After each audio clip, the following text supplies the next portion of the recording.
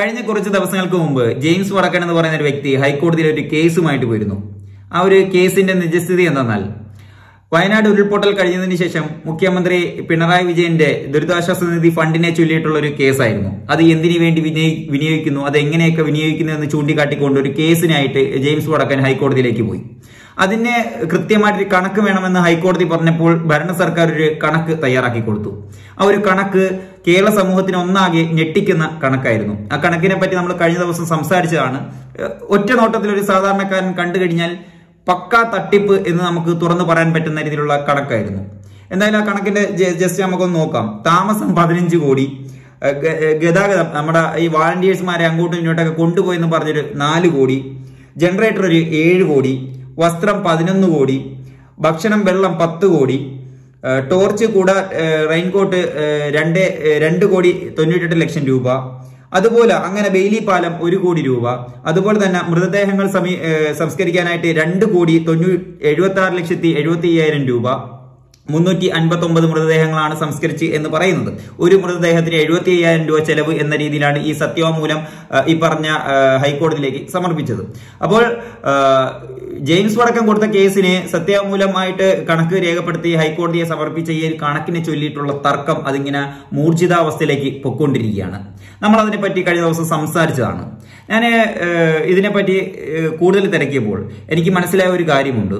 ഈ കണക്ക് ഒറ്റ നോട്ടത്തിൽ താമസം 15 കോടി രൂപ, 5 ദിവസം 10 ദിവസം 15 കോടിയോ എന്ന് പറയുന്ന ഒരു ആശ്ചര്യപ്പെടുന്ന ഒരു ഞെട്ടിക്കുന്ന ഒരു രീതി നമുക്കുണ്ട്. പക്ഷേ ഇതിൽ ഈ കണക്ക് പുറത്തു വിട്ടപ്പോൾ ഇതിനെ വിശകലനം ചെയ്തുകൊണ്ട് വിശദീകരിച്ചുകൊണ്ട് ഒരു തയ്യാറാക്കി അല്ല കൊടുത്തിരുന്നത് എന്നുള്ളതാണ് വസ്തുതയാർന്ന ഒരു കാര്യം. ഈ 15 കോടി എന്ന് പറയുമ്പോൾ അത് എത്ര ദിവസം, എത്ര കുടുംബം, നമ്മൾ ഒരു കാര്യം മനസ്സിലാക്കേണ്ടുള്ള 4000-ഓളം കുടുംബത്തിനെ അവിടെ നിന്ന് മാറ്റി പാർപ്പിച്ചു എന്നാണ് കേൾക്കുന്ന റിപ്പോർട്ട്.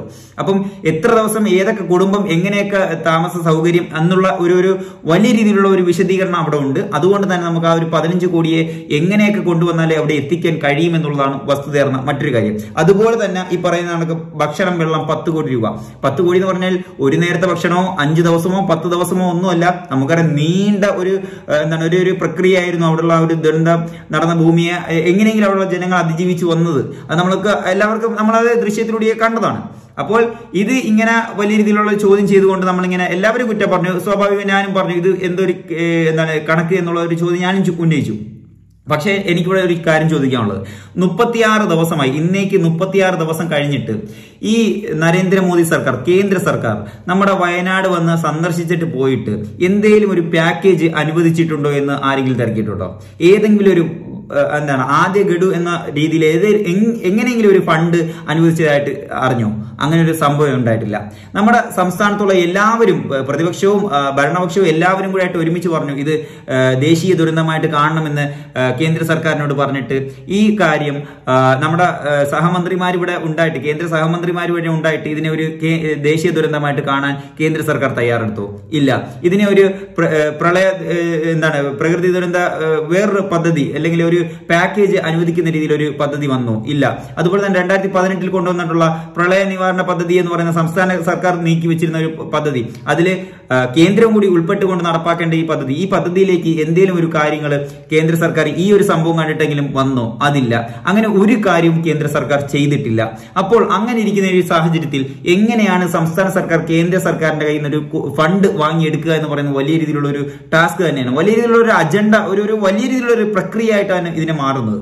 അപ്പോൾ അതിനെ വാങ്ങിയെടുക്കാൻ വേണ്ടിയിട്ട് ഒരു കണക്ക് തയ്യാറാക്കുക എന്ന് പറയുന്നത് അത് വലിയ രീതിയിലുള്ള ഒരു പണി തന്നെയാണ്. അങ്ങനെ വാങ്ങിയെടുക്കാൻ വേണ്ടിയിട്ടായിരിക്കും ചിലപ്പോൾ ഇതുപോലൊരു കണക്ക് ഹൈക്കോടതിയെ സമർപ്പിച്ചിരിക്കുന്നത്. അപ്പോൾ ഹൈക്കോടതി സമർപ്പിച്ചിരിക്കുന്ന ഇതുപോലൊരു കേസ് വന്നുകൊണ്ടാണ് ഈ കണക്കിനെ ചൊല്ലിയിരിക്കും കേന്ദ്രം ചോദിക്കുന്നത്.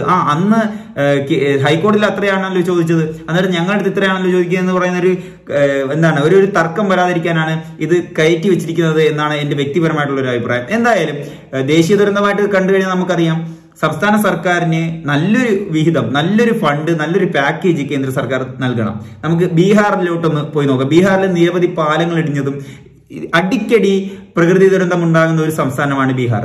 ബീഹാറിൽ എത്ര തവണയാണ് ഈ കേന്ദ്രം ഇതുള്ള ദേശീയ ദുരന്തമായിട്ട് പ്രഖ്യാപിച്ചിട്ട് എത്ര കോടി രൂപയാണ് പാക്കേജായിട്ട് അനുവദിച്ചത് എന്നുള്ളത് നമ്മൾ കണക്കെടുത്താൽ നമുക്ക് മനസ്സിലാക്കാൻ സാധിക്കും.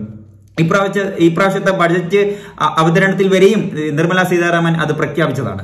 അപ്പോൾ അടിക്കടി അവർക്ക് പ്രകൃതി ദുരന്തമായിട്ട് കാണാൻ വേണ്ടിയിട്ട് പ്രകൃതി ദുരന്തം കണ്ടുകൊണ്ട് ദേശീയ ദുരന്തമായി കണ്ട് അതിന് വലിയ രീതിയിലുള്ള ഒരു പാക്കേജ് അനുവദിക്കുന്നുണ്ട്. എന്തുകൊണ്ട് നമ്മുടെ സംസ്ഥാനത്ത് നിരവധി തവണ പ്രളയം ഉണ്ടായിട്ടും ഇതുപോലുള്ള ഉരുൾപൊട്ടൽ നടന്നിട്ടും വയനാട് ഇടുക്കി നിരന്തരമായിട്ട് ഉരുൾപൊട്ടൽ ഉണ്ടായിട്ടും എന്തുകൊണ്ട് നമ്മുടെ സംസ്ഥാനത്തിനെ ദേശീയ ദുരന്തമായി കാണുക, അല്ലെങ്കിൽ നിരന്തരമായിട്ട് ഈ ഉണ്ടാകുന്ന പ്രളയത്തിന് ഒരു പ്രളയ നിർമ്മാർജ്ജന പദ്ധതിയായിട്ട് എന്തെങ്കിലും ഒരു പദ്ധതി രൂപീകരിക്കുക ഒന്നും ചെയ്തിട്ടില്ല. അപ്പോൾ ഇതിനൊക്കെ നമുക്ക് പണം ചോദിച്ചു വാങ്ങുക എന്ന് പറയുന്ന ഒരു ടാസ്ക്, അത് വലിയ ഒരു ടാസ്ക് തന്നെയാണ്. 3000 സംതിങ് കോടി രൂപ നമുക്ക് അർഹതപ്പെട്ട പൈസ പോലും കേന്ദ്ര സർക്കാർ തടഞ്ഞു വെച്ചിരിക്കുന്ന ഒരു സാഹചര്യം നമ്മൾ കണ്ടതാണ്. അതിനാണ് കഴിഞ്ഞ വർഷം ഡൽഹിയിൽ പോയി സമരം ഉണ്ടാക്കിയത്. അങ്ങനെ കുറച്ച് ഗഡുവായിട്ട് ഒരു 14-15 കോടി രൂപയും കണ്ട് ആദ്യ തവണ തന്നു.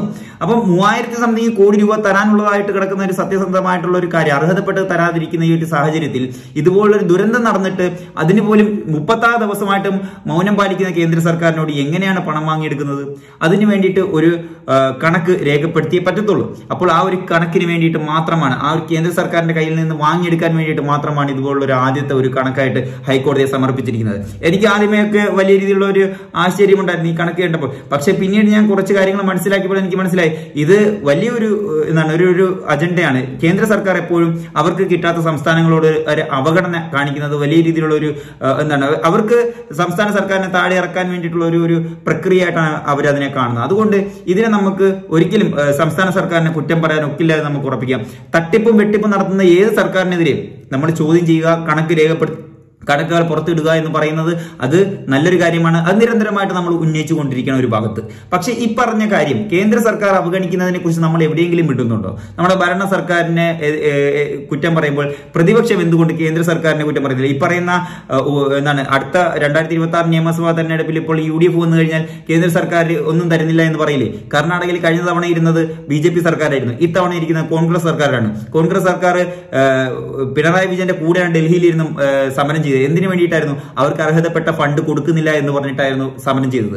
അപ്പോൾ നമ്മളൊരു കാര്യം മനസ്സിലാക്കേണ്ടത്, നാളെ ഒരു സമയത്ത് ഇവിടെ UDF വരുമ്പോഴും UDF ഇത് പറയും, കേന്ദ്ര സർക്കാർ ഒന്നും തന്നില്ലെന്ന്. ഇപ്പോൾ മൗനമായിട്ടിരിക്കുന്നത് നമ്മുടെ ഭരണ സർക്കാർ മാറിയിരിക്കുന്നത് കൊണ്ടാണ്. അപ്പോൾ ഇതുപോലുള്ള ഒരു പ്രക്രിയക്കെതിരെ, ഈ കേന്ദ്ര സർക്കാരിന്റെ അവഗണനയ്ക്കെതിരെ നമ്മൾ ശക്തമായിട്ട് പ്രതികരിക്കണം. അതിന്റെ ഒരു ഭാഗമായിട്ട് മാത്രം കണ്ടാൽ മതി ഉരുൾപൊട്ടൽ ഈ നടന്ന വയനാടിന് വേണ്ടിയിട്ട് ഈ ഒരു കണക്ക് രേഖപ്പെടുത്തിയിരിക്കുന്നത്. എന്തായാലും നല്ലൊരു പാക്കേജ് അനുവദിക്കട്ടെ എന്ന് നമുക്ക് പ്രാർത്ഥിക്കാം. നമ്മളെ 2 കേന്ദ്ര സഹമന്ത്രിമാരുള്ള കേരളത്തിൽ നിന്ന് 2 സഹമന്ത്രിമാരുണ്ടായിട്ട് പോലും നമ്മുടെ സംസ്ഥാനത്തിന് ഉരുൾപൊട്ടിയ സ്ഥലത്തിന് ഒരു ദേശീയ ദുരന്തമായിട്ട് കണ്ടിട്ടില്ല.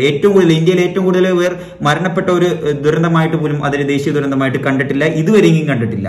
അപ്പോൾ നിങ്ങൾക്ക് കാര്യങ്ങൾ മനസ്സിലായെന്ന് ഞാൻ വിചാരിക്കുന്നു. നിങ്ങൾക്ക് ഇതിനെപ്പറ്റി എന്തെങ്കിലും ഒരു അഭിപ്രായം രേഖപ്പെടുത്താനുണ്ടെങ്കിൽ തീർച്ചയായിട്ടും രേഖപ്പെടുത്തുക. വീഡിയോ ഇഷ്ടപ്പെടുന്നതായിരുന്നു. അടുത്ത വീഡിയോയിൽ ഇനിയും കാണാം.